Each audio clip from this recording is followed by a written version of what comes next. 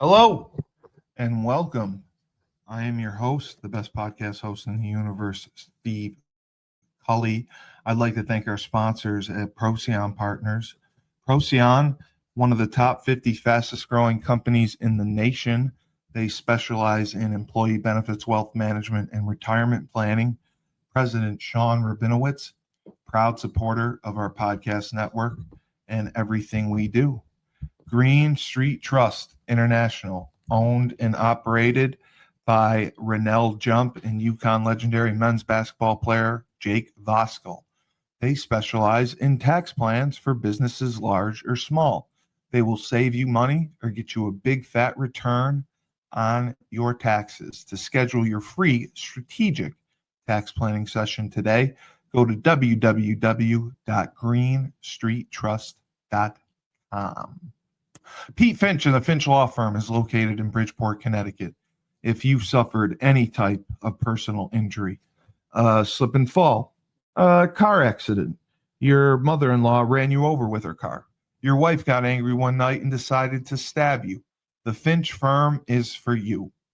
Pete has won legal battles all across the state of Connecticut. He will go to war to get every dollar you deserve in compensation. You just have to remember, in a pinch, call Finch or go to his website, thefinchfirm.com. Dynamic Human Performance is owned and operated by UConn legendary running back Andre Dixon. He trains boys and girls of all ages, all sports. He has a boot camp program 7 days a week, 6 a.m. You want to get in shape, you go to Andre. He has an athletic development program where he trains boys and girls in the sport of their choice from the ground up, helps them reach their full potential, be the best they can possibly be. Andre has sent boys and girls to college on scholarship for all different types of sports. To work with the best, he has a 5,000 square foot state-of-the-art facility in Hartford, Connecticut. Go to www.dynamichumanperformance.com. All right, and here we are for the MMA Report. I am your host, the best podcast host in the universe, Steve Cully. And with me, as always, he teaches class, he trains, he teaches class some more, he beats ass some more, he wears Hawaiian shirts, and he flexes and makes predictions because he's better than you, and he knows it. CEO of Crown Sports and Entertainment, currently managing the hottest top young prospect around, Ozzy Toro Martin. Tyler. Oh, little announcement for y'all. Crown Sports has just signed a new fighter. Not going to give any specifics right now, but big impact is about to be made in the MMA scene here in the Northeast and all across the country because this guy can fight. So you guys probably see him. That's awesome. Yeah, you know, it's what I do. Is what I do, folks. What's up, Jared? Oh yeah. Yeah, Jared. Yeah, sorry about the time, Jared. But thank you for watching. Yeah, Tyler. So you currently, how many fighters do you have that you're managing or under contract? Right now it's the two professionals. I have about 3 amateurs that I'm working with as well. So yeah, we're just still boutique, but I'm actually really excited about this guy. He fights in the heavyweight division. We trained we trained the last couple of days together. He's been coming down to the gym. like I'm hurting. Like I had a long day. We beat the crap out of each other today. Like we had one of those Rocky 3 moments where I like threw out a jab and like caught him real good, snapped his head back, and literally a millisecond later, my head I was over here, like as he caught me with a nice overhand right. Um yeah, like I'm really excited about the direction right now. I'm really excited about this new client. We're gonna make some noise here in the next couple months. So Yeah. yeah, And I'll do what I do. Go ahead. is that customary to train with the guy or work him out before you sign him, or is it kind of after, or I is mean, it part of the process? honestly, every situation is unique. I've, one of the things is I've been through the recruiting process, going through, high school to college, uh, college to the NFL, NFL Europe, the Arena League, and then, kind of navigating the entire MMA world. And, it was a different time, it was a different era It in is. mixed martial arts. Yeah. So I definitely took a lot of lumps, learned a lot of lessons. But one of my mantras, as I've built this company is I took all those lumps so my guys don't have to, and we're all getting paid, baby. And that's the biggest thing. I make sure we all get money. That is the biggest That's what thing in it's this all game. about. That's what it's Exactly. all about. And you doing the grunt work and taking the shots so Yeah. your fighters do not have to. We are going to start off with the boxing match fight that you brought up last week that I knew nothing Yeah. about, and I happened to watch it. I am going to butcher the man's name. Uh, I'll say Usai it. Usyk Oh, no, no. It was what's this Usyk fucking person? I'm trying to remember his. Alexander. Oh yeah, Alexander Usyk, the Yeah. unified heavyweight champion of the world, fought Wow. Rico Verhoeven, who is Jesus. the king You of talked about him. kickboxing. Oh, the king, dude, just He an is a Adonis. freaking That's monster. He's a specimen, and he can fight, brother. He can Yeah. fight. Yeah. He got Yeah. it was such a. It just I watched it. I yeah agree with you. yeah. I didn't know what the hell was going on. And I typically I can't even remember the last boxing match I watched, fight I watched. It may have been one of Jake Paul's or Logan Paul's. But this was he looked like he was getting his ass beat You for think? quite a while. Yeah. Uh, Rico Usyk was Rico up on the was score. doing some things. Oh, you mean Rico was kicking Usyk's ass? Yeah, that's what I was seeing. Yes, it looked like No, no, Usyk no, was no. getting. I, I was seeing that too, Okay. and so it just goes to show you how corrupt the sport of boxing is. Because I believe Usyk was up on the scorecards, which He I can't was. really, which Yes. I really can't process that. And then the stoppage was just like It I didn't mean, make we could say sense to me. we could say whatever we want. There's a million different adjectives, but the biggest one that stands out to me is shameful. Like it was Well, just a yeah, absurd and shameful stoppage. They were just trying to protect their golden goose. The boxing world but was. was Verhoeven considered the knockdown at first? He No, it fell into was the he fell he into the did ropes. he did get knocked down. That Okay, that was was a I knockdown. mean, Okay, in my mind, it was a legitimate knockdown. The okay, stoppage was just the okay. stoppage was just I complete thought the bullshit, stoppage though. was ridiculous. Yeah, I The didn't think. stoppage was just no, like yes, it was ridiculous. It was complete and utter bullshit. Yeah, I didn't think he was in trouble. I thought he was fighting. I Oh see. yeah, agreed. I couldn't even tell it was a knockdown. I mean, it looked like he tripped and fell into the ropes, but Like I saw the ref, do a yeah, standing 8 count, and then I I, think he had the I doctor see him or whatever, and then he let yeah him yeah back up. yeah. But Like Oh, go ahead. Sorry. Why even go through all that and then stop it 2 minutes later or a minute later? That's what it was ridiculous to me. Oh, completely ridiculous. The fix was in. It's And here's my thing. Yeah, Here's my thing. And like, I'm obviously plugged into the fight world. I'm more plugged into the MMA world, but I have a lot of connections in the boxing world. One of the leading promoters here in Boston, the Nolan brothers. I believe I was talking to Matt Nolan on Facebook right after, and he explained. Like, I didn't watch it. I went back and watched it.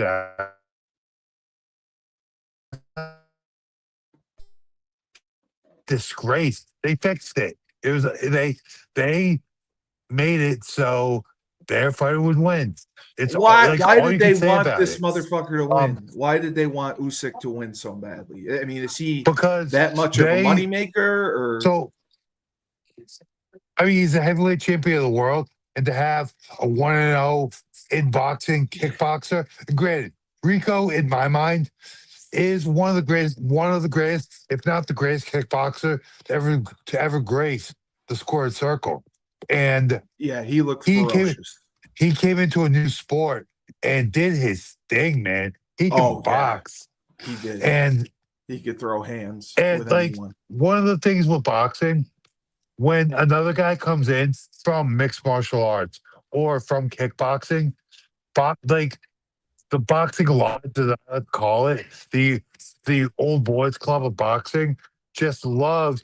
They can't stand it when someone comes from a sport that's not boxing and does well. Like, No, they can't. Conor McGregor didn't really game plan that well, but he did okay against. I'll take that back. He did pretty good against Floyd, and we've seen other He did examples. much better than expected. Yes. And okay, next one I'll say is when Francis Ngannou fought Tyson Fury. Like, he lost a decision that many people thought he won. Yeah, And he I knocked, thought and Ngannou looked good there too. he knocked down Tyson Fury. And now we have this Yeah. fight where Rico It's just was giving Usyk everything he could handle, and then Usyk caught him in the 11th round.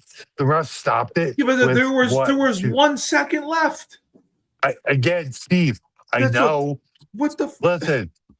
The ref and these refs in boxing, for the most part, are old and part of the old boys club. They are. Yes, they are. So one of the things about that is it makes it easier for them to deflect blame. It really does. And I mean, Usyk's 39 years old. He's had a great run recently as a heavyweight. I mean, he's been the best that they've had to offer since Tyson Fury, basically Anthony Joshua, and he just finds a way to win. He did the same thing against Verhoeven, although I just thought he was out of his element in this match. I know he picked his spots and moments and was winning on scorecards because I'm sure he was more tactical. But it turns you off to watching. Oh, 100%. And like,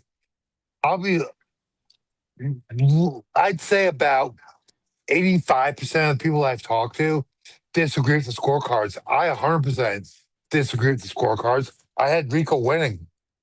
Yeah, I didn't get the scorecards either. I didn't get anyone who people had a 10-8 on some of the rounds. I didn't see that at all. Like the last round, the 11th round, that could definitely, with the knockdown, you score that at 10-8, 100%.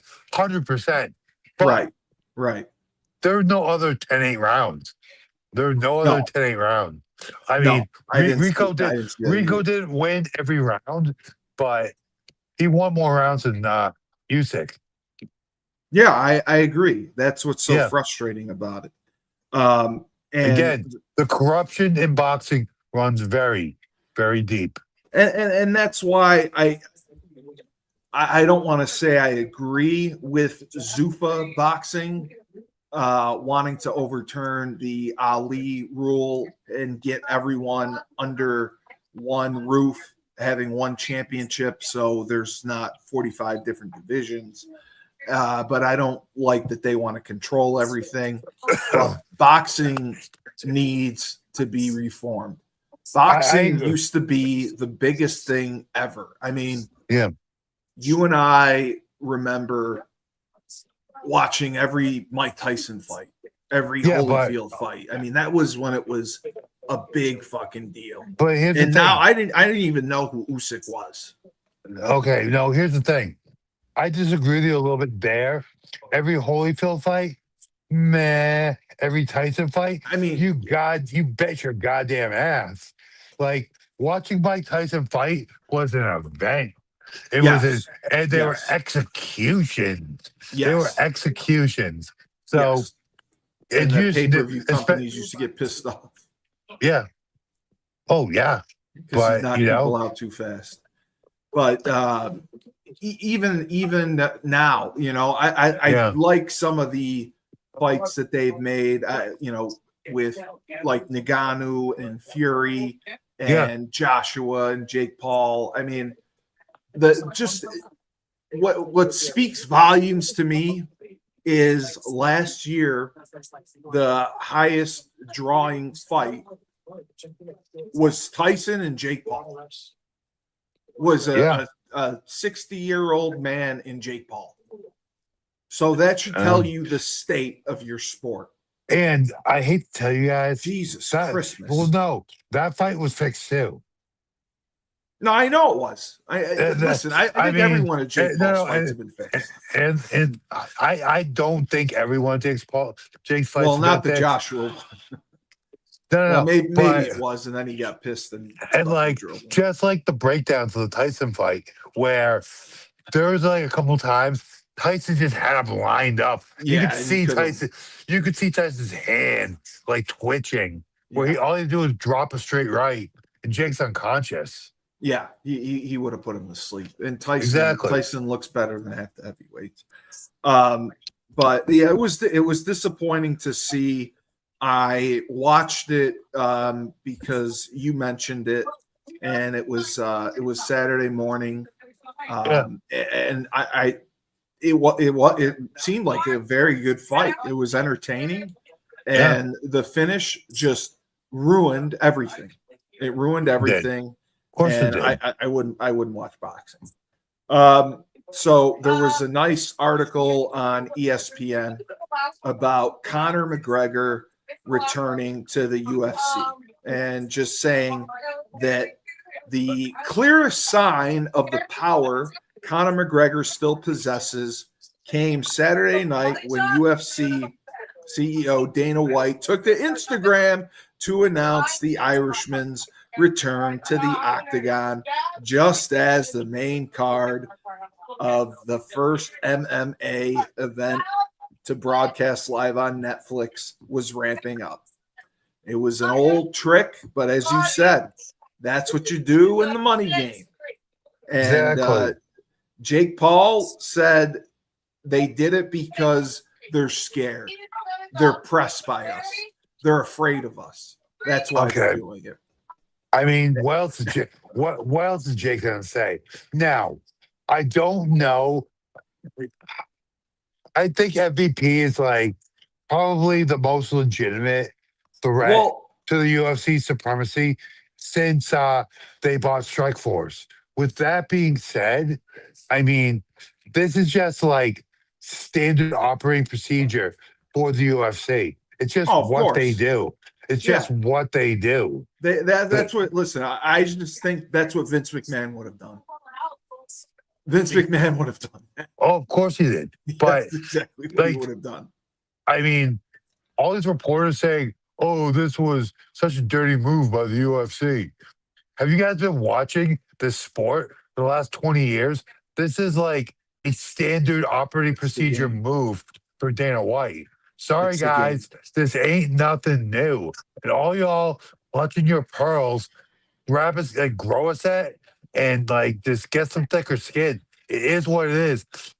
Fight promotion is a little bit of a dirty. No, it's a lot bit of a Of dirty course it game. is. Of course it is. So Of course it is. You know why? Because it's a business. Because it's exactly, about money. Because life isn't fair.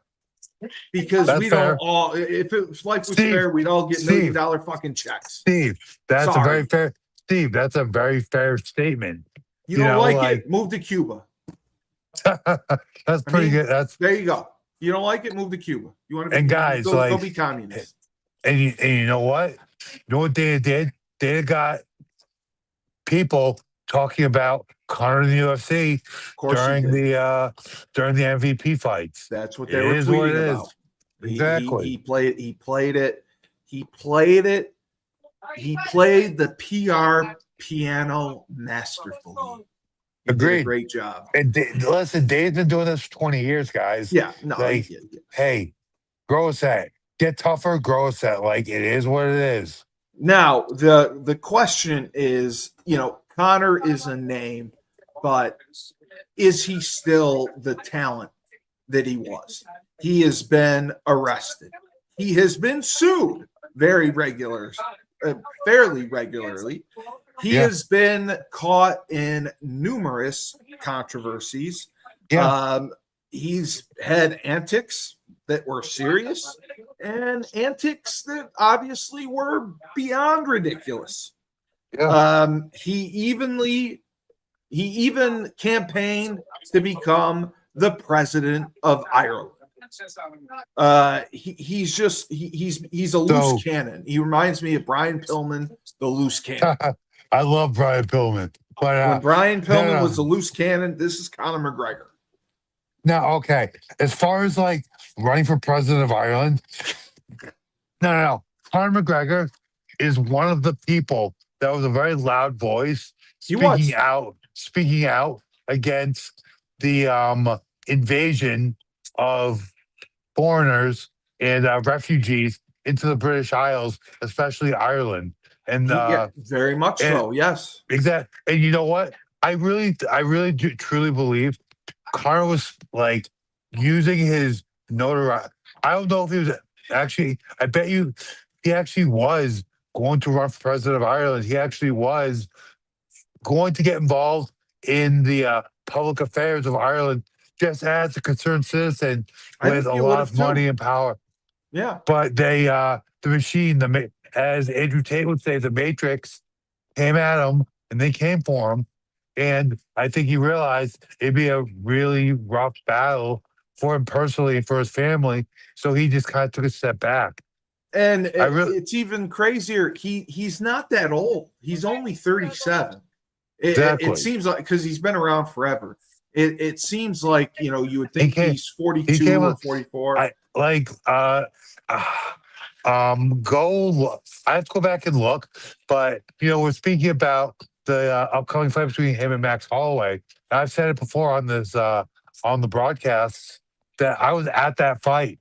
Max was, I think, at most 23. Conor was like 25. It was Max's first or second fight in the UFC and Conor's second fight in the UFC. Like, it was in Boston. It was a great event, headlined by my uncle Chael Sonnen.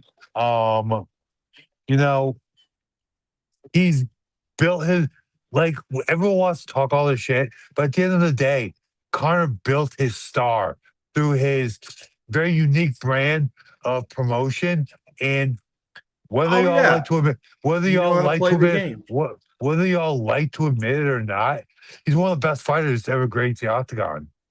He knew how to play the game. He's the first fighter to ever hold two championships simultaneously. He's the first champ.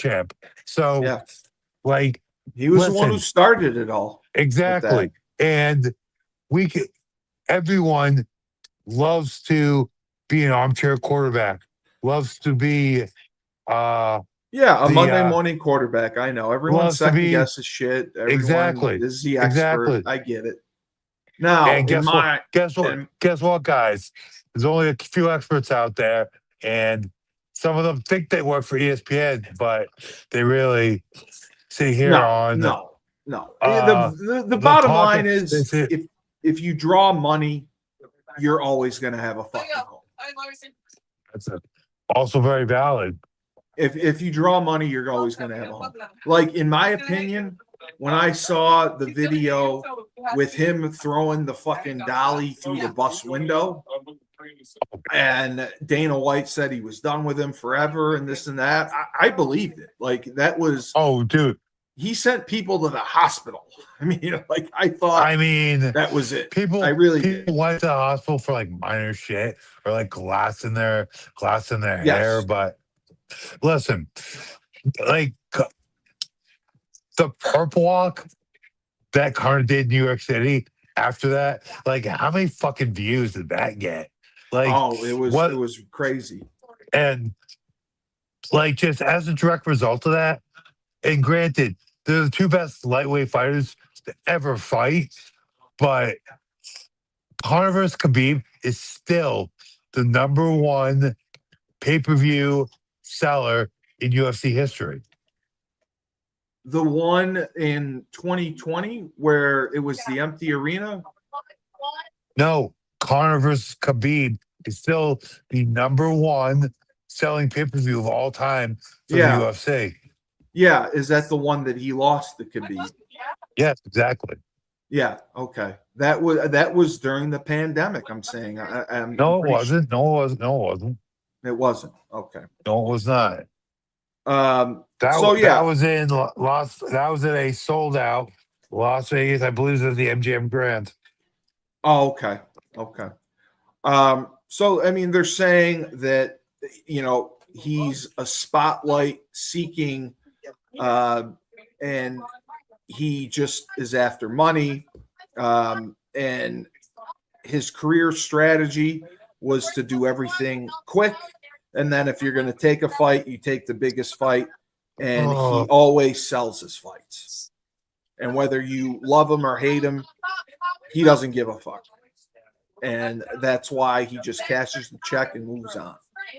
However, coming back against Max Holloway, I think is a challenge for him, especially for a guy who hasn't won.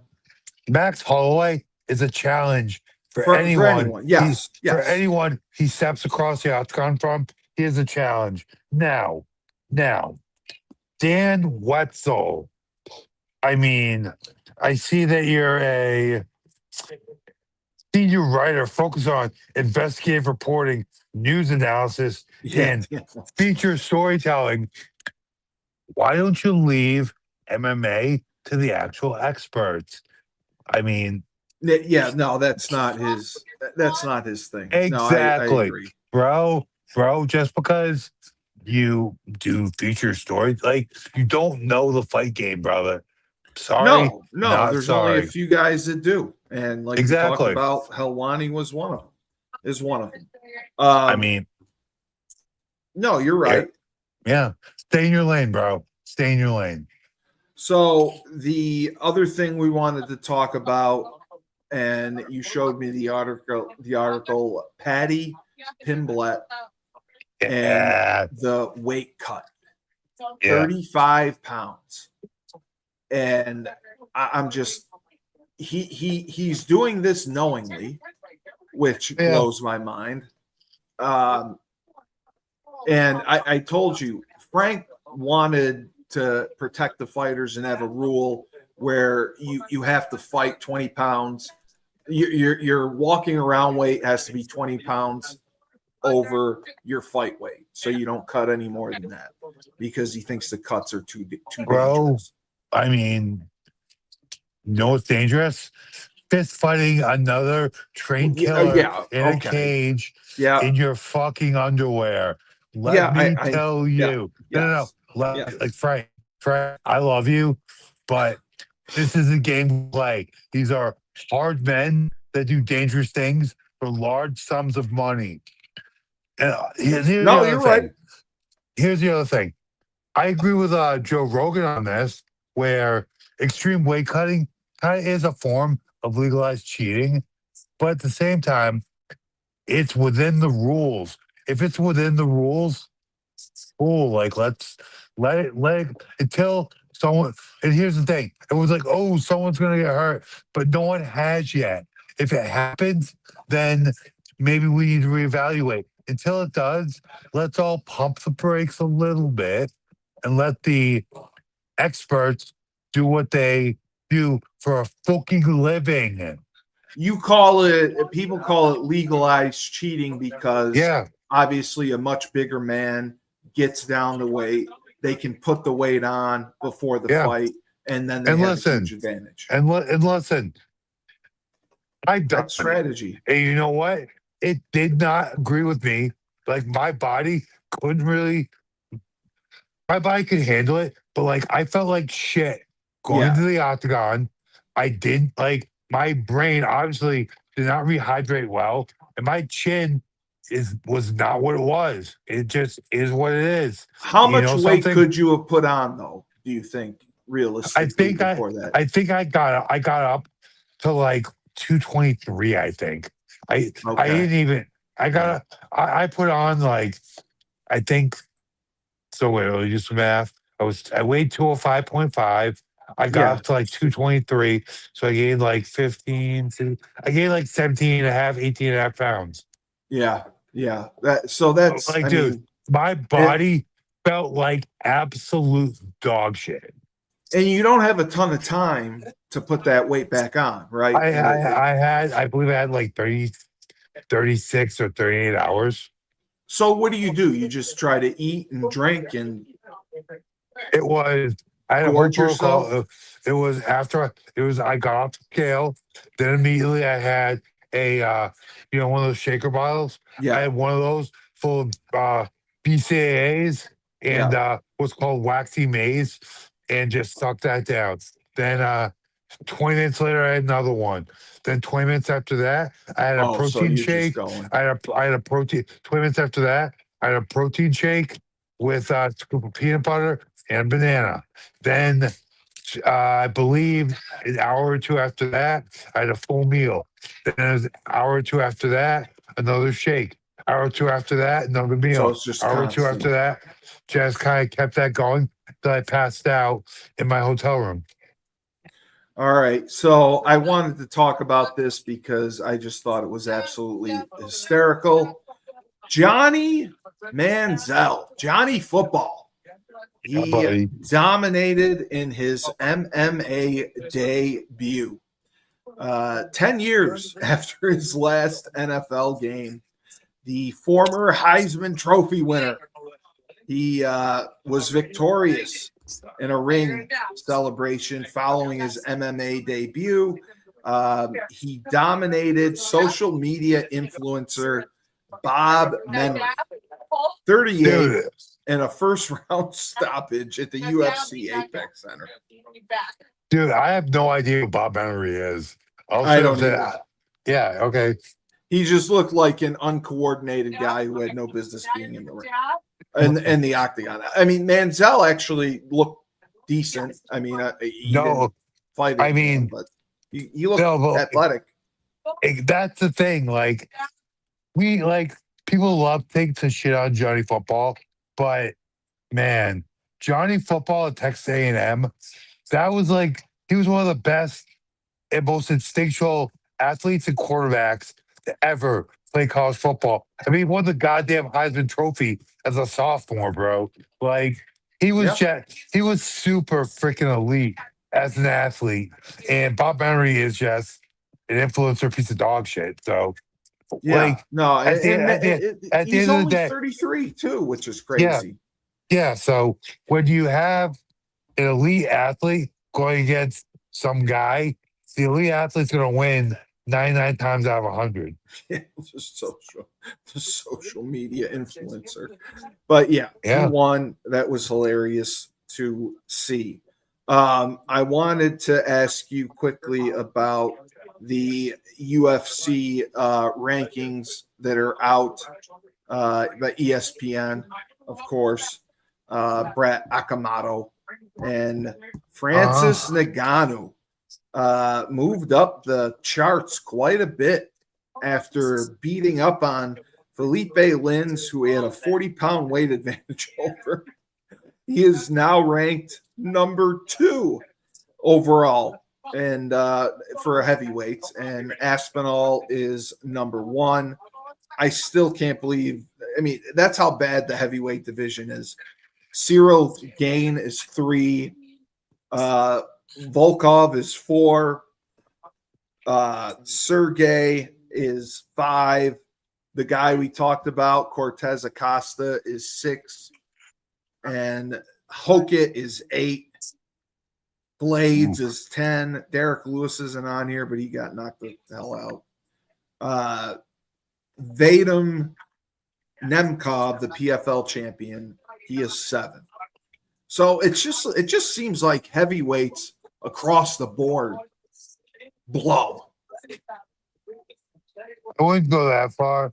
So these rankings, okay. So these rankings, I agree. Tom at 1, Francis at 2. I'd put You do Volkov. agree with Francis at 2? Yeah. Okay. I mean, dude, like he's still a force of nature. He's a I beast. agree. Then I'd put John Jones on here. Well, John's officially retired right now, so you can have him on there. I would put Volkov ahead of Cyril Gain, though.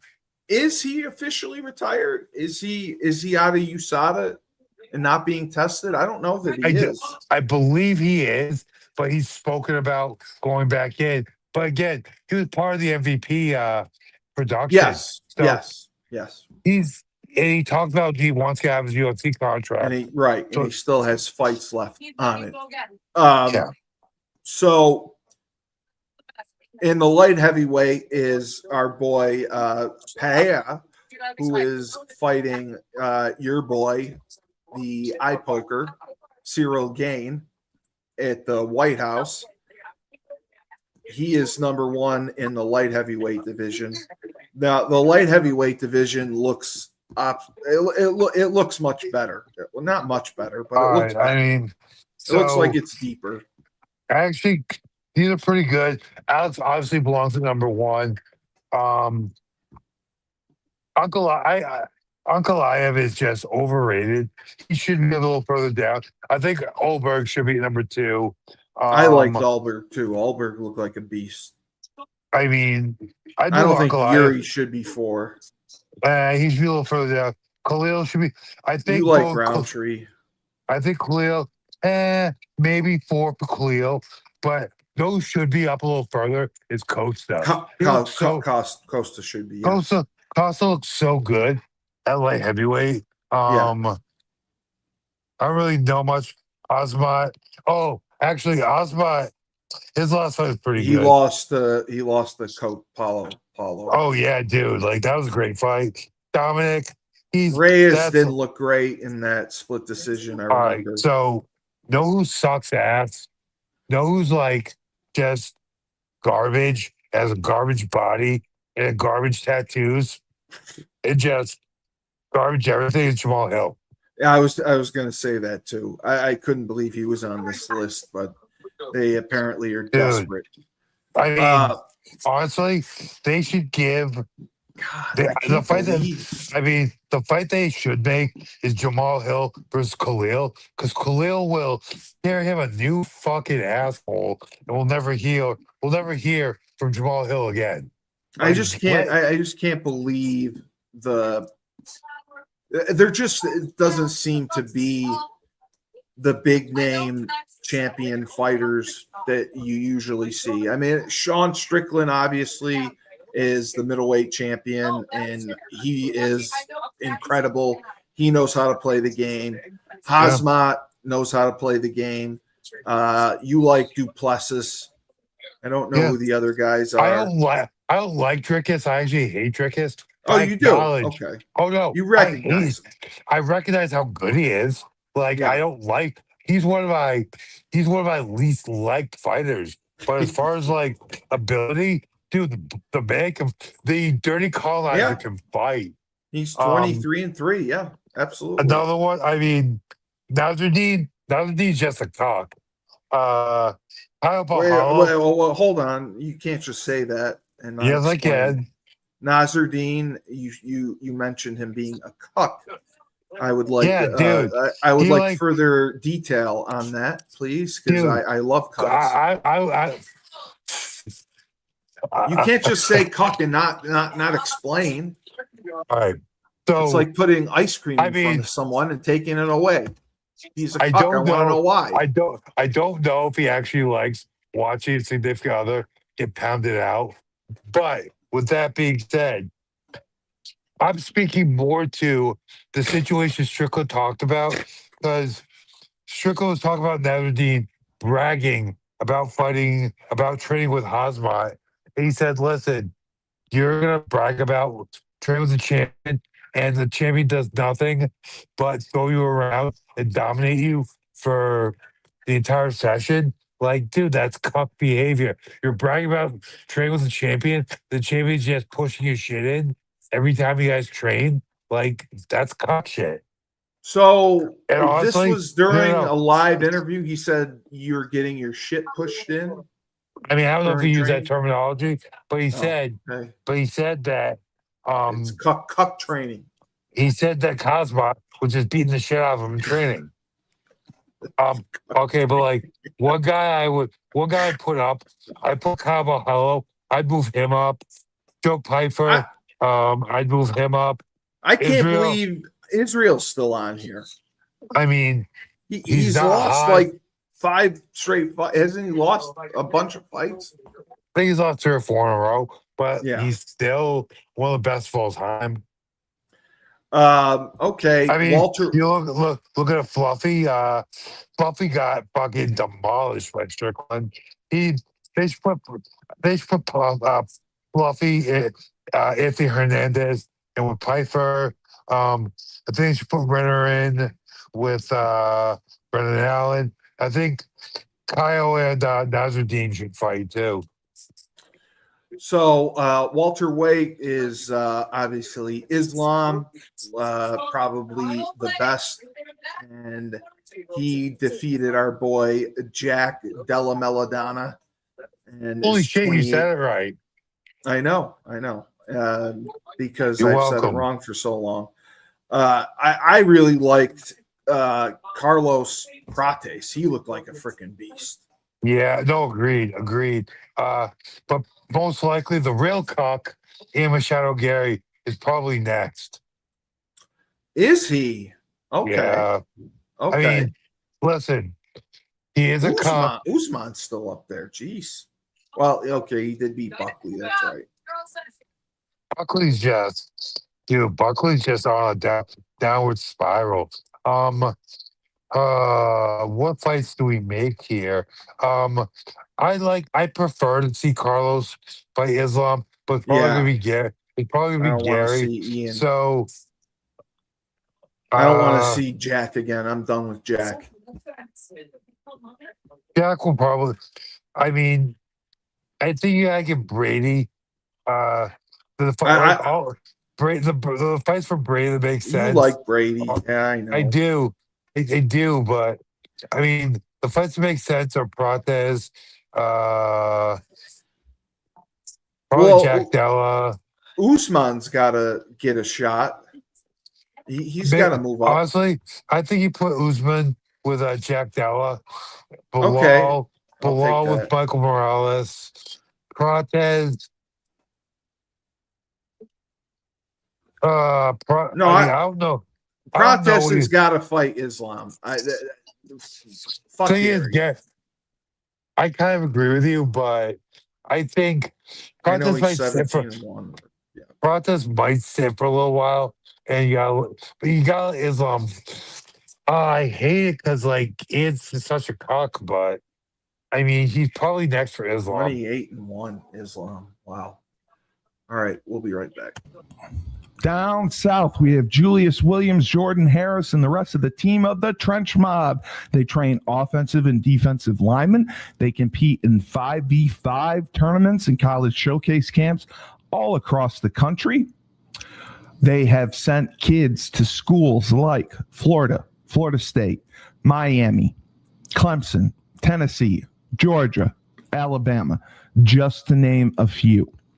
They have sent the highest percentage of kids who work with them to Division I schools on scholarship. To work with the best, go to trenchmobfootball.com. Ned Von Young runs the Fresh Fold Laundry Company in Chapel Hill, North Carolina, a high-end laundry service. You book online, put your laundry out in a clear plastic bag. They pick it up, wash, dry, and fold it for you in 48 hours. They also offer an expedited service if you need that as well. They have an online subscription model, weekly or bi-weekly, where you can get your laundry done that way. They offer deals for college students. So if you want your laundry done, you can do it in your own dorm. They have a pickup and now a delivery service. So you can have your laundry done without leaving the comfort of your own home or dorm room. To sign up, go to their website, my-freshfold.com.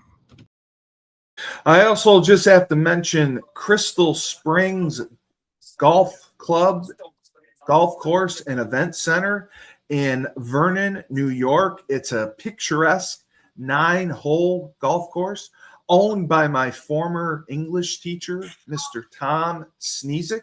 They also have the spa run by Dee, where you can have a drink and enjoy a beautiful country setting. They renovated and have a beautiful event center for birthdays, anniversaries, corporate events, anything you want to do, you can have it there. They have incredible food.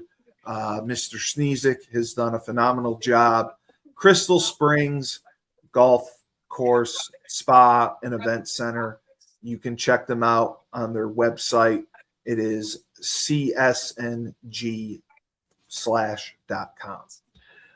Steve, is that in your area, the New Hartford area? Yeah, it's in Vernon. Okay. It's in Westmoreland. It's All right. we've never been out that way, but it is a lot of fun. So I would actually go if it was near New York. If it was near New York City, I'd go. No. Yeah. We're going to. Terry is putting together. I told him that I need. He planned Chris Hill's bachelor party, which he called Chris Hill's last stand. I told Terry I need a last stand, so he's going to plan a trip to Old Forge. So we're going to do that. So just wait. Why do you need a last stand? Because I'm going to lose my mind if I don't get a last stand. I need to do something. My friends all are married with kids. None of them have time to see or do anything. So I need a last stand. It has to be done. So Steve, we have this podcast which does tens of thousands, not hundreds of thousands of views. Like we're doing pretty good here. It does, but I need to get. I just want to go out. Wait. Who else is not married? Who else doesn't have kids? I can't drive. I have to be able to drive. I have to be able to get car insurance, then I'll be able to drive. But yeah, I need a last stand. So okay. Terry is putting that together so we can go to Old Forge and have tomfoolery and blow stuff up. You know, hopefully get DJ there with some dynamite, bring some girls home. You know, we'll do some damage. That's what I'm excited for. You know, you can get drunk and play mini golf. It'll be great. So in the lightweight division, the main event for the White House card, Tuporia versus Justin Gaethje. What are your thoughts on this? Tuporia is undefeated. Pound for pound, he is considered the best fighter right now. Do you think he is going to defeat Justin Gaethje? I think he's going to be it's going to be pretty surgical. I think that Ilias is very refined as a striker. Justin is the king of violence. I mean, other than Mike Perry. So exactly. So like, I just don't think Justin is technical enough, and he doesn't. He's not. and he's He older won't. too, isn't he? He won't. Probably a little bit, but like Justin's not super old, but he's not gonna be able to overwhelm Ilya. A lot of people don't know this. Ilya's base is wrestling. Oh, He was a he's good 32. wrestler. Yeah, Yeah. yeah. No, I agree. People have panned. They just don't see it. It's a White House card. They expected, obviously, like a John Jones or Conor McGregor to be on the card. Do you think UFC failed in not making one of those fights, getting John Jones, getting a Conor McGregor, getting a Ronda Rousey, even just a name, even though they may be past their prime, just a name the casuals. So I think that Ronda Rousey on the White House card would have been the biggest abortion in mixed martial arts history. But I digress. Ronda Rousey on the White House card. You don't think she could beat, besides Amanda Nunes? You don't think that she could? It would have been the biggest abortion in the history of the UFC. Okay. Kayla Harrison would take a dump in Ronda Rousey's She would take a dump. She would take a dump in Ronda Rousey's eyeballs. No, directly into Ronda Rousey's eyeball. Yes, Kayla would fuck Ronda up. She can squat, and she's got that good of aim taking a shit. She can get it directly in the eyeball. Yeah, for Ronda Rousey. Yeah, 100%. So she beat the crap out of her, pop a squat, drop it right in. 100%. Yeah. Okay. All right. So that is the main event. And then we also have obviously Pereira is going to be fighting Cyril Gane, who I think just is criminal that he's even on this card. I agree with you on that. Yeah. He should not be rewarded for what he did. Agreed. Wholeheartedly. What other ways could the UFC had gone in putting together the White House card? I mean, do you think they obviously tried to put the best that they could? They they added Derek Lewis. They had the 2 championship fights, to unify one, and the other is with the 2 weight classes. Yeah. What do you think they could have done different or done more of? I mean, when you look at this card, the star power is actually pretty good. Like the first fight of the main card is Steve Garcia versus Diego Lopez. Diego just fought for the belt. It's a good fight. Then you have Bo Nickel, who's one of the hottest rising stars in the sport, fight Dawkins. Then you have Hoofy versus Chandler. And this is gonna be like so much. It's gonna be so much fun to watch Michael Chandler get just like filleted by Hoofy. He gets filleted by everyone, though. I mean, come on. But like, then you have the president's pick in Derek Lewis versus one of the hottest fighters in the sport right now in Hokit. Then you have one of the biggest stars in the sport right now, and also one of the best fighters in Sean O'Malley. I mean, and Zahavi is a dangerous fighter. And then we've already talked about the top 2. So you would grade the card an A or an A minus, A plus. I mean, I give it an A-. As far as quality of the card, I give it an A-. Yeah. Okay.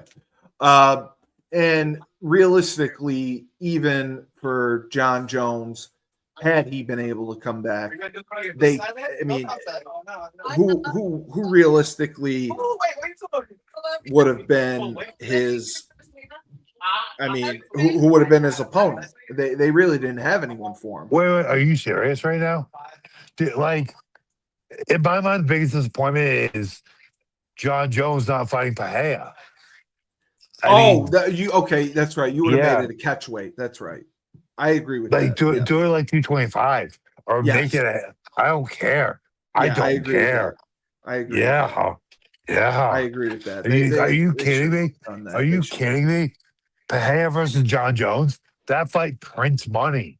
It Like, does. No, it goddamn, does. yeah. It does. It does. So quickly, we have the UFC Fight Night that is coming up this weekend from the Galaxy Arena in Kotaya, Maku. I have no idea where the hell that is. You know where As in Maku is? Yeah, it's Baku, China. They have this Oh, it's giant. in China. They have this giant super luxury casino in Macau. It's Macau. It's Macau, I believe. Oh, so Anyway. that's why Song Yadong's in the main event. Okay, that makes more sense. Yeah. Looking at this card, is there anybody? God, there's nobody I really recognize on this card for Fight Night.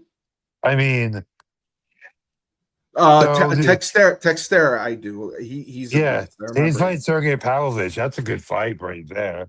That's a good and heavyweight fight. And Teixeira's been sparring with Pahea. So I think we're this is a great fight right there. yes, you're right. There's I think they're trying to really legitimize. I really think they're trying to legitimize Song Textera. Yudong. That's why they gave him I know Davidson. they are. Song Yadong, So I know. Davidson's been on the decline. So you got that. Kaya Asakura, he's a good fighter. So they stacked it with talent from China. And from the So but I mean, I never expected Song Yadong to be in a main event, even if it was on a fight night. He's probably the highest ranked fighter out of China, so he kind of got to. Oh, okay. And yeah, do you think he comes out of this victorious? No, I think. You mean Song Yudong? Yeah. I think Song's going to beat Davidson. Yeah, I do too. If I had to make my picks, he's on his way up. I picked Song Yudong here. Allison versus Sergey. I'm gonna say this wrong. Xiong Jingmin is gonna beat Angela Hill. Those would be my locks for this event. All right. So lastly, there was some noise made because the former, I believe, Strikeforce owner raised $60 million in capital to start another MMA promotion because he was so appalled by the MVP showing that he wants to get back in the game and do it better. What are your thoughts on that? I mean, you can't discount Scott Coker. His track record speaks for itself. I mean, I don't think his run in Bellator was anything groundbreaking. Would Jared say? Keep talking, sweet cheeks. I'm almost finished. Connor throwing the dolly made them more money. He's right. Connor throwing the dolly did make them more money. No, he is right. Zhang, good to see you too, Zhang. Appreciate you watching. So the next thing I was going to say is Scott Coker's been in the game. I mean, I don't think his run in Bellator is anything to really write home about. But what he did, Strikeforce, really changed the sport and really put the majority of the best fighters outside the UFC on the map. He made Ronda Rousey. No, I know he did. That's the biggest thing. And he brought back Nick Diaz. So he's very well respected. Listen, time will tell. I think the UFC has too many of the best fighters locked up, and now MVP has all the rest of the best fighters locked up. So I don't know what. Do you know that for a fact that MVP has fighters locked up under multi-fight contracts? Or do I know for a fact? No, but you believe that? Jake's not a retard. I mean, as much as we like talk shit about him, he's You not a can't say the retard. word retard, but okay. Retard. Okay, so Tranny. Get mad about it. you can say tranny. You can say tranny. Okay. So you think Jake obviously signed them either to an exclusive rights deal for a year. Basically, if they were to take another fight, he could match it, or he has exclusive rights I mean, he probably has matching rights, and at Yeah. the very least, I'd be very surprised if he didn't have matching rights. But you have to again, we'll admit the say- talent pool is very, very small for oh yeah, MVP. outside the UFC, the talent pool is very small. So that's the other thing I was wondering. Where would this guy go, Coker or Jake Paul, to try to get some new, young, fresh talent? You obviously have to have the name fighters, but you have to have the different weight classes, some fighters in those weight classes. Well, actually, How many promotions out there are there? Jake Paul actually put a kind of thing out there for he's put casting out. They're doing some sort of Ultimate Fighter / competition / reality show together. So we will see. Wow, I didn't know that. So, Yeah. but realistically, MVP, Rousey is not going to fight again. Carano apparently wants to, and they were saying that they may try to do her and Holly Holm. I don't know who else they could get. Do you think MVP is a promotion that maybe could run 3-4 shows a year, if best, or 2? I could definitely see something like that. We will see, but I could definitely see something like that. I still would like to know what the attendance was. That was the one thing I could not get a straight answer on. Makes sense, yeah. Dave Meltzer said one thing, and Frank did not believe it.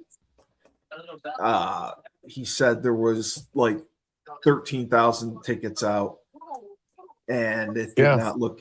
Frank thought there were like 2,500 people there, and there was not that. And I know it was papered. Yeah, I know people got in for free, but 100%. Is there did you read anything that verified numbers for attendance? No, but I looked that hard though. Yeah, I didn't either. All right, so we'll take a look at fight night. Conor McGregor back. Song Yadong. Hopefully he gets some dong and gets a win. And the June pay-per-view just got very interesting. I do think Conor McGregor is going to get his ass kicked, but I don't think he really cares. It's not June, it's July, but yeah. Oh, that's right. He's fighting on the July one. The June one is coming up. That's the White House card. He's fighting on the one off the White House card.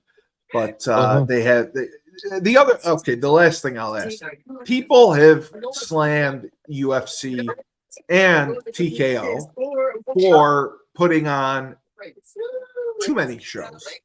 They said what used to make UFC special was they did the monthly pay-per-views and they would do maybe one fight night a month. Now there's fight nights every weekend and pay-per-views all over the place. Do you think that they watered down the product? I mean, to an extent, I have to agree because you're not seeing the same quality of fighters. They have so many fighters under contract. They're trying to get them all on something. And I do think the quality has gone down. The quantity has gone up. Yeah. I actually think the skill level of all fighters has gone up. Yeah, yes. The skill level has gone up, yes. So but nobody stands out. Few stand out. I mean, I disagree. I think, just it's not as polarizing as it was when when it first came up, and we didn't have these. Like, you gotta keep in mind the first generation of guys, like, they were characters that have been doing it for a while. While sport was still basically underground, flying to Yeah. Japan, fighting in Japan, looking for the best payday, trying to then Chuck hit the scene. Then you had the first Ultimate Fighter, Forrest Griffin, Stephen Bonner. And guys were like chasing that money. First, they're chasing being famous, chasing that money. And these were guys that just really loved to fight. So you had some of the most amazing characters and personalities, along with the best fighters They in the were world. ambitious. So- Yes. More now, more so, guys are just trying to be reality stars that can fight. Yeah, I agree. They try to be influencers, build their brand because they know that can lead to more money in most cases. Like in some of them fighting. were, some of them were able to do it. Like Paige Van Yeah. Zandt, she doesn't need the UFC. She just makes money from fighting a few bare knuckle fights a year and doing her OnlyFans. So good for her. Paige Van Zandt. When's the last time she hasn't fought in like 6 years, has she? I don't. Wow, that is a blast from the past. She fought like this year or last year in BKFC. Oh, and bare knuckle. Okay, and I Yeah. do have to admit I do enjoy bare knuckle. I think they're doing a good job. Yeah. Cage Titans is obviously doing a great job. They have been building. Cage Titans has built such. I mean, it's a different level of the original promotion, but Yes. they're the biggest. They're the biggest, by far, the biggest promotion in Massachusetts, and I'd say probably as far as social media presence, the best on the East Coast. Like, Yeah, Ozzy's done over like 2 million views total through Cage Titans social media. yeah, they do a great job promoting their shows and promoting people that fight there. I thought, from what I remember 2 years ago when we were covering them to now, I mean, they've grown tremendously. So that's been good to see. But Like, are there any? They had a goddamn show at Fenway Park, brother. I know. Come on. Are there any promotions on the West Coast that are similar that have value? Several ex-UFC fighters are running shows. Uriah Faber has a promotion. Gilbert Melendez has a promotion. Holy shit. Yeah. A couple guys do have promotions. So, again, we'll see. Oh, Anthony Pettis has one, too. I believe it's called APAC. So, again, there's guys from the UFC with name. I talked about that name recognition that are, making noise in the game. So, hey, I think the future's pretty bright for the sport. And I think one of the really good things, I mean, Mike and Cage Titans, Mike Polver, shout out. He's very unique and special in that he actually cares about and treats the fighters so freaking well. So and that's like in the fight game, that's just something that's like almost kind of foreign. It shouldn't be, but it is. That's where he stands out. But having the ex-fighters running these smaller promotions and like taking care of the up and coming talent, that's something that really speaks and will make a difference at a fundamental level for the sport. Last question. They had Cain Velasquez. They showed him on MVP. Do you think Cain Velasquez gets one last fight? I hope. He didn't look good his last UFC fight versus no, I know he did versus King Cuck Travis Brown. So like, I don't know. Like, he's been through so fucking much in the last 2 years. I just don't know where his head's at. I mean, if they put him in with like another legend, another guy from his era, let me put it this way.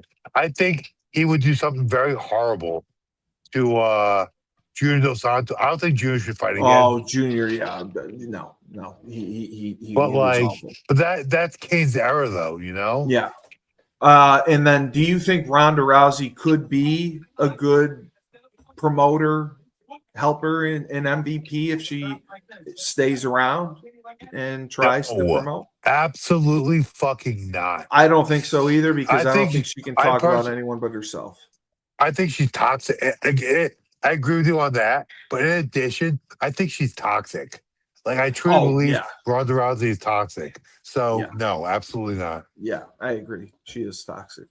All right. Well, great show. We'll see what Thank you. happens, and we'll be back next week to go over the results. Look at the next fight night before the White House card. For Tyler King, he trained today. He teach some class. He beat that ass. He's the CEO of Crown Sports and Entertainment. Steve Cully, best podcast host in the universe.